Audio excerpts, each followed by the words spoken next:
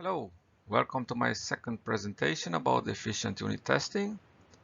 In the first part we have seen some basics, some theory about unit testing, and in this part we will see some coding. We'll see a first unit test and some characteristics of good unit testing. For example, we have such a class, zip file analyzer, which has a method which takes an input file name and it verifies if this is a valid zip file name. So for example, all files which ends with zip are valid zip file names, and in this case if it does not end with .zip, then it's false. If not, it's true. So how would such a unit test look like? Uh, for example, we have such a class with test fixture attribute. In NUnit, this tells us that this class had some unit test methods in it. Each unit test will have this test attribute, which tells the test runner to run this test if it finds it in the current solution or the project. We follow here the arrange act assert pattern. So first of all, we create an instance of the zip file analyzer, then we act, we do a trigger and call this method is valid zip file name, and this should return false because it does not end with zip as we specified in our method. Okay, this is the first unit test. The test method naming is very important. The test method name should be clear to anyone in order to be able to see exactly what's the problem, and also if such a test fails, all developers should see what exactly the problem is.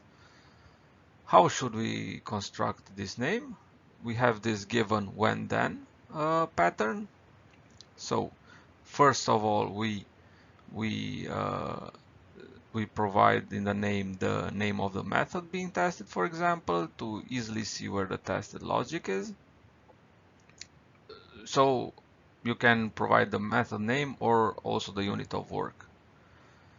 Then we provide a trigger, the when, here the scenario under which it's being tested, and then the expected behavior, how it should behave based on the current scenario.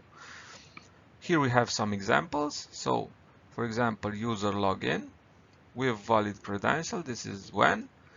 Then we will specify also the result, or user login with bad password returns 0, or user logged in fails 3 times, logs out account.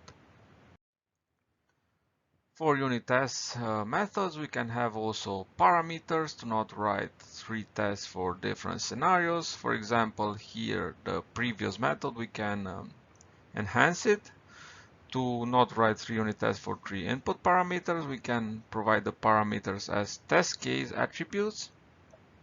And for example, for each attribute, we have 3 unit tests basically.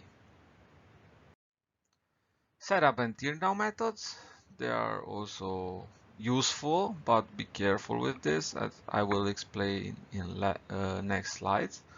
These setup methods will run once before each unit test method. So here we have 2 test methods, and we have also a teardown method which runs after each unit test. So you see the flow.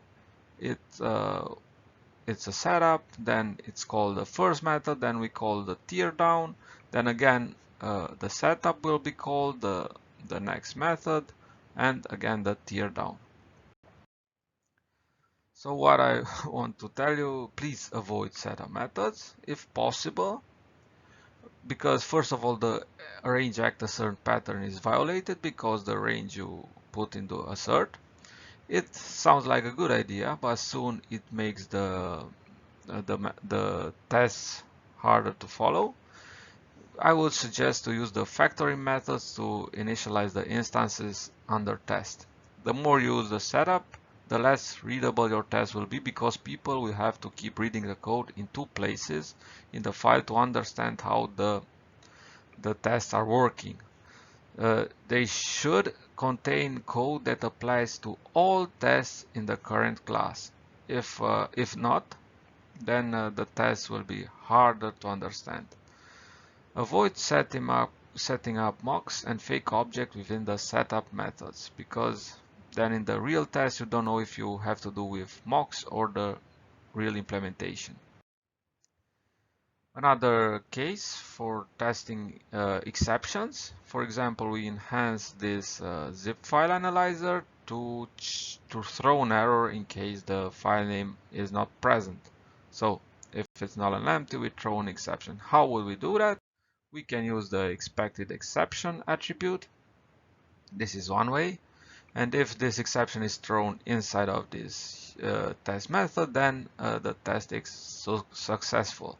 The problem is here again we violate the arrange act assert. We don't have here the assert case. How can we fix that?